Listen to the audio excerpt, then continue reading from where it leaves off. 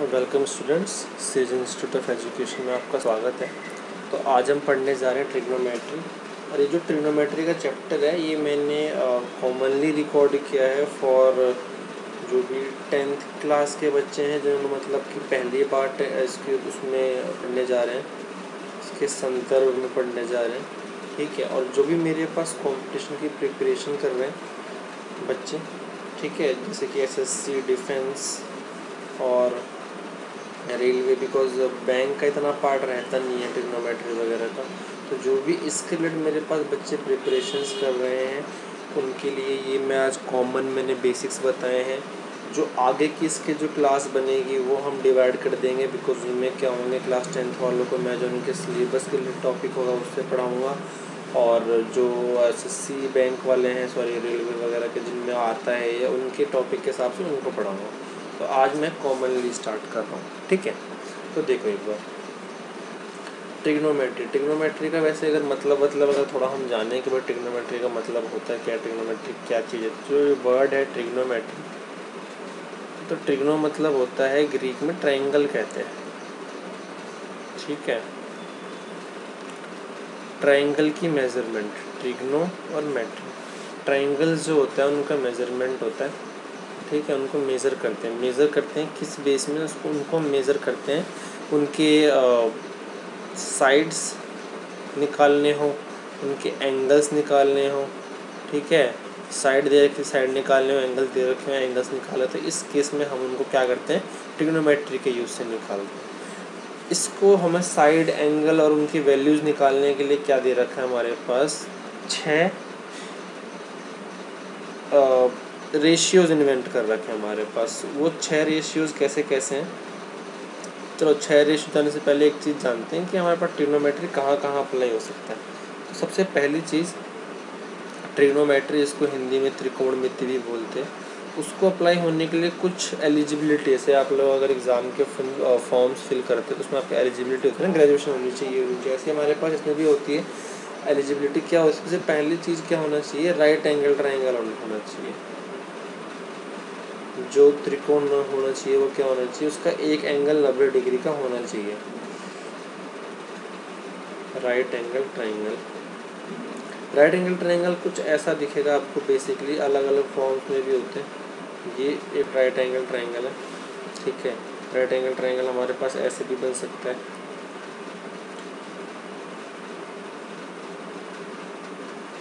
ये भी एक राइट एंगल ट्रायंगल है।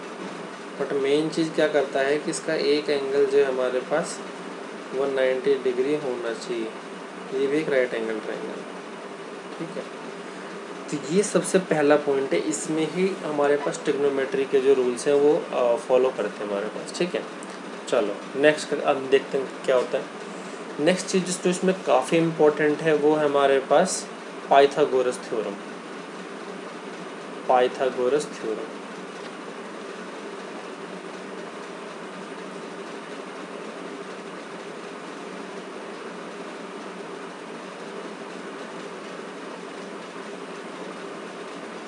ठीक है।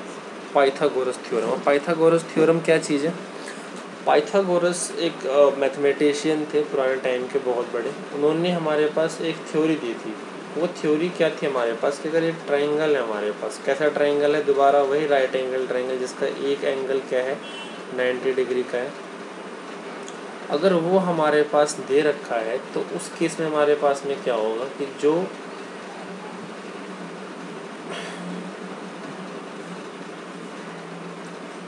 हाइपोटेन्यूज, जिसको हम हिंदी में कर्ण बोलते हैं, ठीक है, उस केस में हमारे पास क्या होगा, हाइपोटेन्यूज का स्क्वायर या फिर कर्ण का स्क्वायर इज इक्वल्स टू हमारे पास में क्या होता है, परपेंडिकुलर का स्क्वायर प्लस में बेस का स्क्वायर।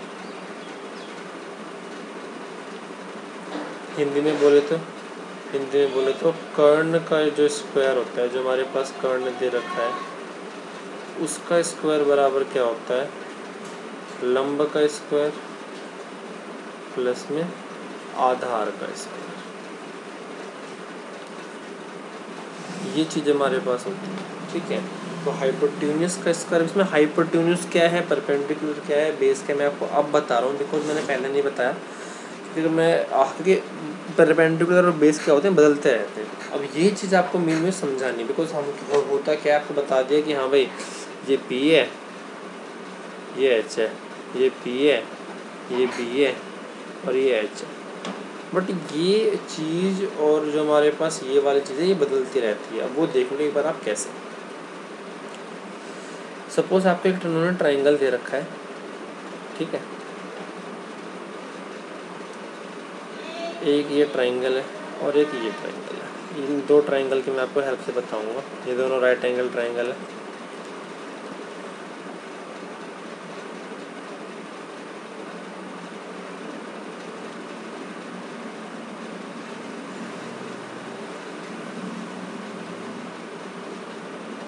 ठीक है, और आपके एक ये triangle,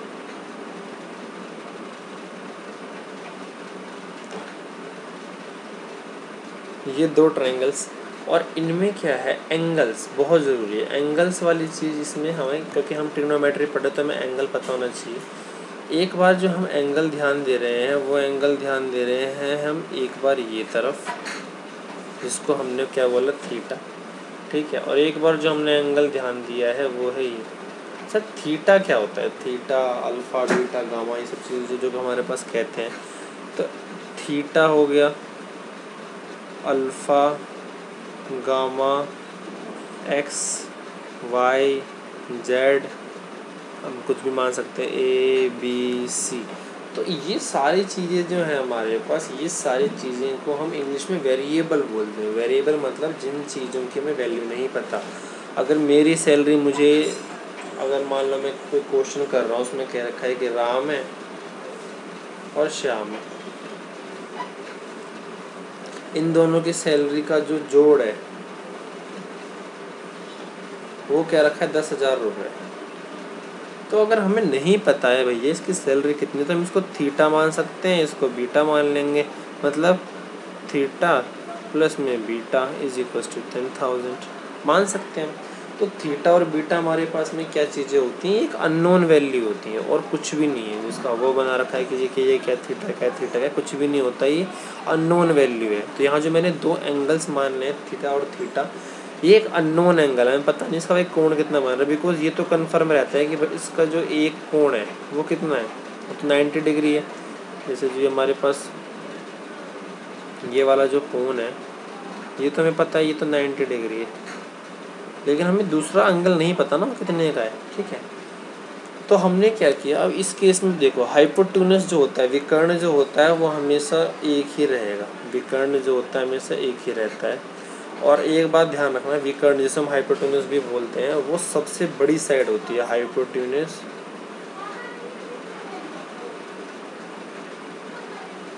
is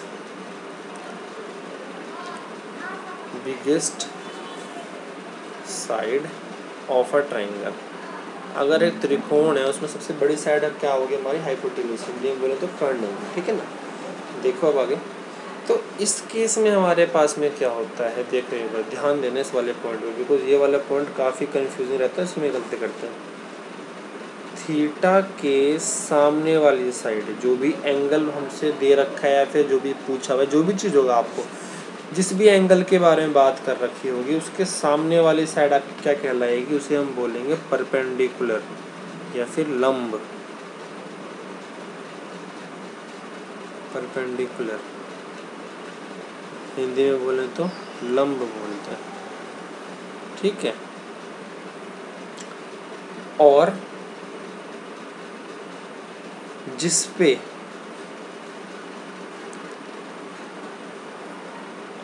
side on which angle is made, side on which angle is made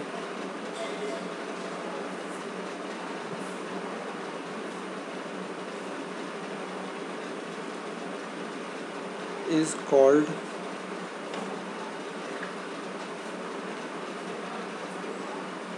base, ठीक है। जिस साइड पे हमारा एंगल बनता है उसे हम क्या बोलते हैं, बेस, आधार। और जो भी एंगल के सामने वाला साइड होता है उसे हम क्या बोलते हैं, उसे हम बोलते हैं लंब, परपेंडिकुलर। अब इस वाले केस में देखो, जो हमारे पास पहला केस है, इसमें एंगल वाले की जो सामने वाली साइड है ये क्या है, ये परपेंडिकुलर होगा और ये बेस होगा।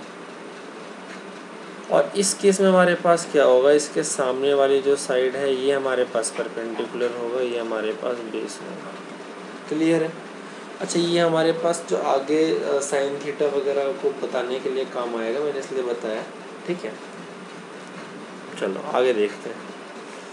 पाइथागोरस थ्योरम क्या कहती है? पाइथागोरस थ्योरम मैंने आपको बता ही दिया है कि भाई H square is equals to P square plus B square. ये होता है कि जो हाइपोटेन्यूस का स्क्वायर, सपोज हमारे पास एक ट्रायंगल ले लेते हैं, एक ट्रायंगल दे रखा है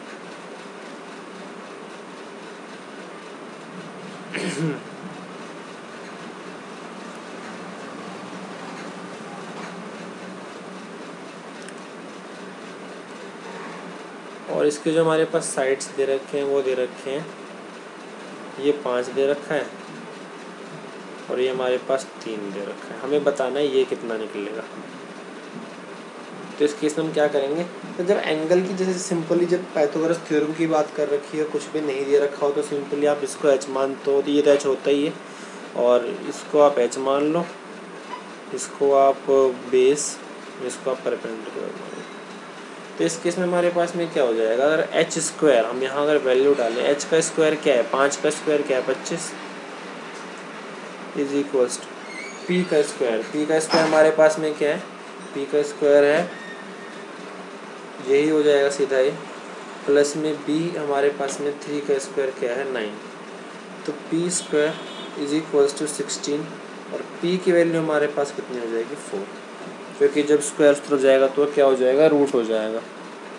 ठीक है, चलो एक क्वेश्चन और ले लेते हैं इसी का, जो भाई कई लोगों को पाइथागोरस थ्योरम में भी दिक्कत होती है, जो कि काफ़ी आश्चर्य की बात है। मैं 10th वाले बच्चों से नहीं कह रहा हूँ, मैं खैर उनके लिए भी ये इजी होना चाहिए, बट वो उनको भी दिक्कत होती है। एक क्वेश्चन और देख लेते हैं। सपोज हमारे पास ये दे रखा है एक ट्राइंगल,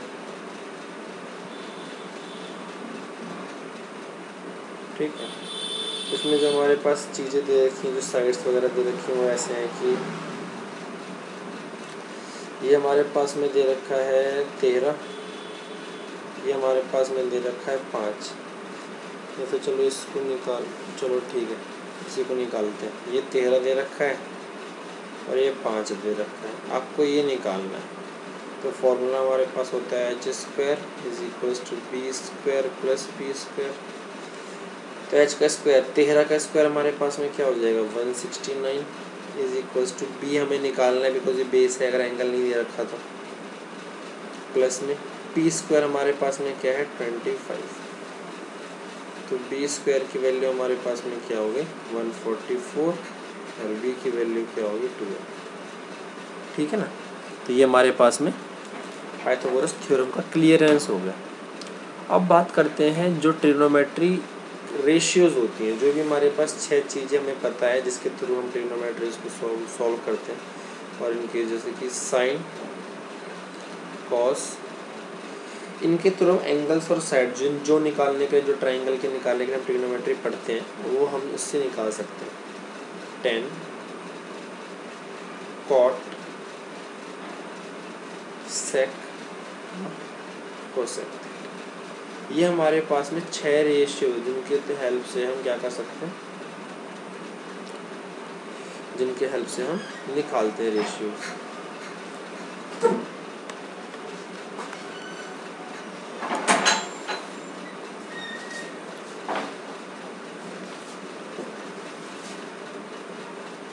साइन थीटा, सबसे पहले चीज़ हम लेते हैं साइन थीटा। साइन थीटा हमारे पास में क्या होता है, अगर ये हम एक ट्रायंगल बनाते हैं,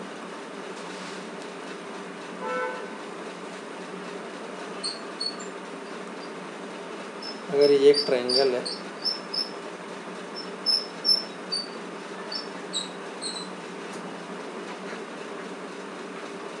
ठीक है, और मैंने जो इसकी साइड्स मानी, सपोज वो मैंने मानी कि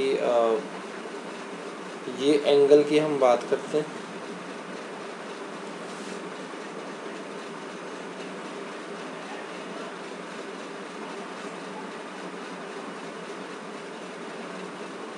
इस एंगल की हमने बात करी, इस एंगल को हमने क्या मान लिया, थीटा। अगर इस एंगल को हम मानेंगे थीटा तो हम इसको क्या मानना पड़ेगा हमें, हाइपोटेन्यूस हो जाएगा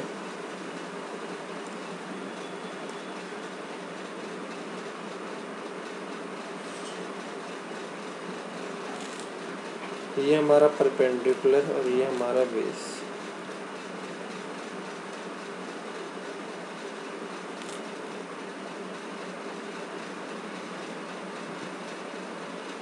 ठीक है, तो साइन थीटा क्या होता है, साइन थीटा हमारे पास में होता है परपेंडिकुलर अपॉन में हाइपोटेन्यूस।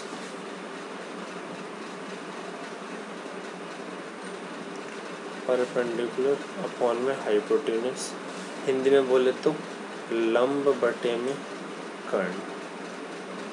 ठीक है, और सेकंड आता है हमारे पास कोस थीटा, बेस अपॉन में हाइपोटेन्यूस मतलब आधार बटे में कर्ण। नेक्स्ट हमारा आता है टेन थीटा, पी अपॉन में बी, कर्ण बटे में आधार।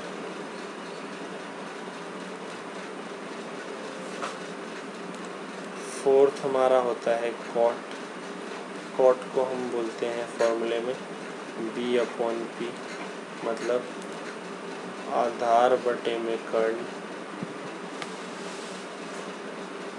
फिफ्थ हमारा होता है सेक थीटा। ये सारे जो हम चीज़ें थीटा बोल रहे हैं बिकॉज हमने थीटा के कंपैरिजन में हमने पी और एच लंब और कर्ण माना है। हमने थीटा के आधार पे हमने माना है कि किस चीज़ को हम परपेंडिकुलर मान रहे हैं, हम किस चीज़ को हाइपोटेन्यूस मान रहे हैं, इसलिए हम थीटा लगा रहे हैं इसके साथ। उस एंगल के पर्सपेक्टिव से कौन सी चीज़ परपेंडिकुलर है और हमारे पास हाइपोटेन्यूस है। नेक्स्ट चीज़ देखो, नेक्स्ट चीज़ हमारे पास में हो जाएगी एच अपॉन में बी और सिक्स्थ हमारे पास में हो जाएगी कोसेक, ये हमारे पास होता है एच अपॉन पी। इसको हम बोलते हैं, अच्छा ये ना कर्ण नहीं, ये लंब बोलते हैं परपेंडिकुलर को। कर्ण तो ये वाली चीज़ होगी, कर्ण अपॉन में आधार और कर्ण अपॉन में लंब। तो ये फॉर्मूले हैं, ये शायद सबको पता ही होंगे, ये 10th क्लास के जो स्टूडेंट हैं उनके अलावा ये सबको पता होगा। ठीक है, तो इसको आप जिनको नहीं पता वो नोट कर लें, और जो जिस मीडियम से हैं वो उसी मीडियम से नोट करें, इसलिए मैं दोनों मीडियम से पढ़ा रहा हूँ, हिंदी मीडियम भी और इंग्लिश मीडियम भी।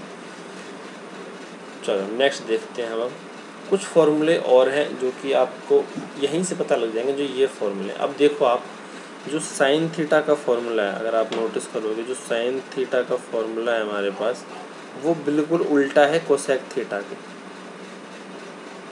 साइन थीटा का जो फॉर्मूला है हमारे पास बिल्कुल उल्टा है कोसेक थीटा के।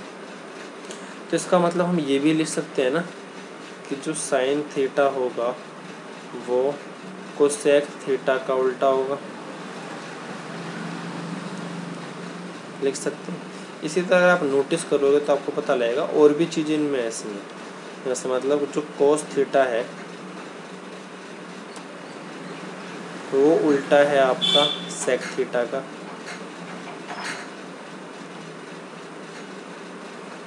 जो टेन थीटा है वो आपका उल्टा है कॉट थीटा का।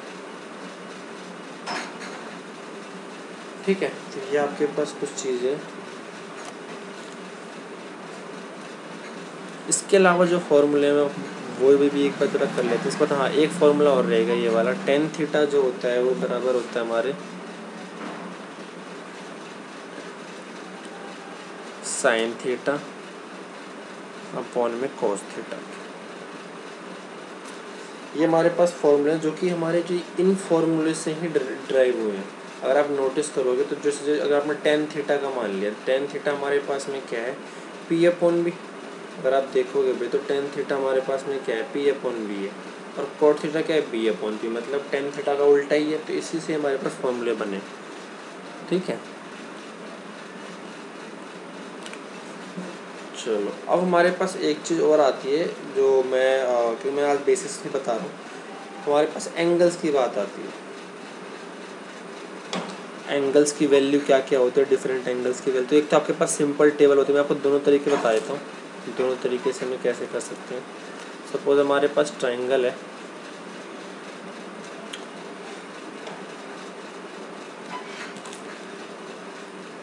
सबसे पहले मैं आपको बता रहा हूँ जो टेबल का फॉर्मूला होता है। तो बट टेबल के फॉर्मूले में हमारे पास में क्या होता है कि आप जो बताते हैं सब लोग कैसे कर लो, तो क्या करो, सबसे पहले 0 1 2 3 4 यहाँ तक आप काउंटिंग लिख लो, सब के नीचे आप 4 लिख लो, और फिर इन सब का रूट कर दो।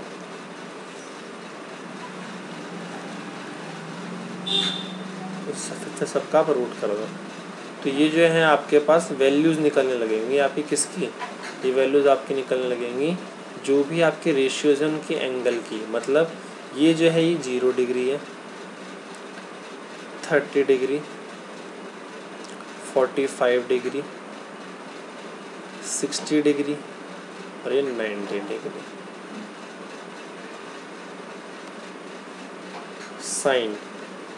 साइन 0 की वैल्यू, अब 0/4 ये 0 ही रहेगा। 1/4 का रूट क्या हो जाएगा, 1/2, तो ये हो जाएगा 1/2, ये हो जाएगा आपका 1/√2, ये हो जाएगा आपका √3/2, और ये आपका हो जाएगा 1। ठीक है, ये आपका साइन का निकल गया। कॉस का आपको निकालना है, तो कॉस का आप सीधा इसका उल्टा कर दो, मतलब यहाँ से काउंटिंग लिख दो, जो भी इसकी लिखी हुई वैल्यूज यहाँ से लिख दो, 1√3/2, 1/√2, 1/2 और 0। ठीक है, फिर आता है आपका टेन थीटा। टेन थीटा अगर आप पीछे देखोगे तो मैंने आपको फॉर्मूला बताया था एक, क्या होता है, साइन अपॉन में कोस। तो साइन को कोस से डिवाइड करते जाओ, तो जब 0 को 1 से डिवाइड करेंगे तो क्या आएगा, नॉट डिफाइंड, नॉट डिफाइंड। ठीक है, और नहीं नॉट डिफाइंड नहीं, 0 ही, बट हम नॉट डिफाइंड तो लिख सकते हैं। और ये हमारे पास में आएगा 1/√3, ये आपके पास आएगा 1, ये आपके पास आएगा √3, और ये आपके पास में आएगा नॉट डिफाइंड, और ये आपके पास में 0 आएगा, सॉरी। अच्छा, इनके भी मैं आपके कभी कभी मतलब मेरे को टाइम मिलेगा प्रॉपरली तो आपको बताऊँगा कि ये नॉट डिफाइंड क्यों होते हैं, ये जीरोस क्यों होते हैं, इनके बहुत अच्छे इंटरेस्टिंग फैक्ट्स हैं इनके भी। ठीक है, तो ये हमारे पास में हो गए 0, तो ये वैल्यूज़ होती हैं। अब जैसे आपको मान लो अब यहाँ से कोसेक चाहिए होगा, तो आप क्या करो, 1/sin। जैसे आपको मान लो कि सपोज आपको चाहिए कोसेक, क्योंकि कोसेक 60 अगर आपको चाहिए, तो 60 हमारे पास है कितना, साइन 60 3/2 √3/2, तो होता है क्या है, 1/sin होता है ना कोसेक, तो क्या हो जाएगा 1/√3/2, तो ये हमारे पास में क्या हो जाएगा 2/√3। क्योंकि अगर हम ऐसे लिख सकते हैं तो हम ऐसे, ये अगर उस तरफ जाएगा तो मैं आपको फिर ये ऐसे भी कर आप लिख सकते हो ना कि कोसेक थीटा फिर क्या हो जाएगा, cosec is equal to 1/sin हो जाएगा, सिंपल। ठीक है, तो ये हमारे पास रेशियोज़ हैं तो जिनको आप निकाल सकते हो। एक तरीका तो ये है जो 10th क्लास के बच्चों के लिए काफ़ी अच्छा है, बट मैं कंपटीशन वालों को यही बताना चाहूँगा कि वो इस फॉर्मूले को यूज़ ना करें, रैदर वो मैं जो अब तरीका बता रहा हूँ वो उसको यूज़ करें जो मुझे काफ़ी पसंद है। देखो, आप सबसे पहले 2 ट्राइंगल्स ड्रॉ करो। आपने एक ट्राइंगल ये बनाया, अगर 10th वाले बच्चे इसको अपनाना चाहें तो वो भी इसको यूज़ कर सकते हैं। ठीक है, जो मेरे से पहले पढ़े हैं उन्होंने देखा भी होगा, मैं इस तरीके से बताता हूँ। एक तरफ आप क्या लिख लो, इसको 45 डिग्री, इसको आप लिख लो 45 डिग्री। ये आपको लिखने में, मैं बताने में अभी वो लग रहा है कि मैं लिख रहा हूँ, बता रहा हूँ, बट ये इमेजिनरी है, आप फिर से अपने आप भी कर सकते हो। 30 डिग्री, 60 डिग्री, इस तरह वैल्यूज़ लिखो 1 1 √2। इस तरफ आ जाएगा आपके पास √3, यहाँ आ जाएगा 1 और ये हो जाएगा आपके पास 2। ठीक है। अगर देखो आपको मान लो सपोज हम इसे साइन की वैल्यू निकालते हैं, साइन, अच्छा इसमें ना 0 और 90 के अलावा हम सब निकाल सकते हैं। 0 और 90 मतलब हम अगर जैसे कि साइन 45 निकालना चाहें तो साइन 45 आपके पास में क्या हो जाएगा, 1/√2। बिकॉज होता है क्या, साइन का फॉर्मूला क्या होता है, P/H। तो अगर हम 45 एंगल के सामने देखें तो इसके परपेंडिकुलर जिसका लंब बनेगा वो क्या बनेगा, एक, तो हाइपोटेन्यूस √2। ठीक है। और कोई वैल्यू चाहे, जैसे कि हम कोसेक 60 चाहें सपोज, तो कोसेक 60, तो 60 हमारे पास ये कोसेक होता है कि हमारे पास H/P, तो कोसेक हमारे पास 60। अब इसके लिए H क्या हो जाएगा, 2, और हमारे पास P इसके सामने वाली साइड √3, तो हमारे पास ये होगा 2/√3। अगर हम निकालना चाहें सपोज tan 60, तो tan 60 हमारे पास कैसे निकल जाएगा, 60। अब इसके सामने वाली फॉर्मूला क्या होता है इसका, P/B। के अगर हम सामने देखें तो ये हमारे पास में क्या हो जाएगा, P परपेंडिकुलर √3, और हमारे पास B की वैल्यू क्या हो जाएगी यहाँ पे 1, तो √3/1, इसका हमारे पास आंसर होगा। तो इस तरह से जो भी हम रेशियोज चाहें वो इससे निकाल सकते हैं और सॉल्व कर सकते हैं। ठीक है, ये एक काफ़ी इंपॉर्टेंट टॉपिक था इसका, बिकॉज ये एग्ज़ाम में क्या होता है, आप लोग जाओगे पहले ऐसे टेबल बना के लिखोगे, उसमें क्या है वो चीज़ अच्छी नहीं लगती और आप पढ़े लिखो तो प्रॉपर चीज़ है भी नहीं, वो आपको इमेजनरी है आपने, और कंपटीशन वाली चीज़ आप क्लियर करना चाहते हो तो ये चीज़ें बहुत ज़रूरी है।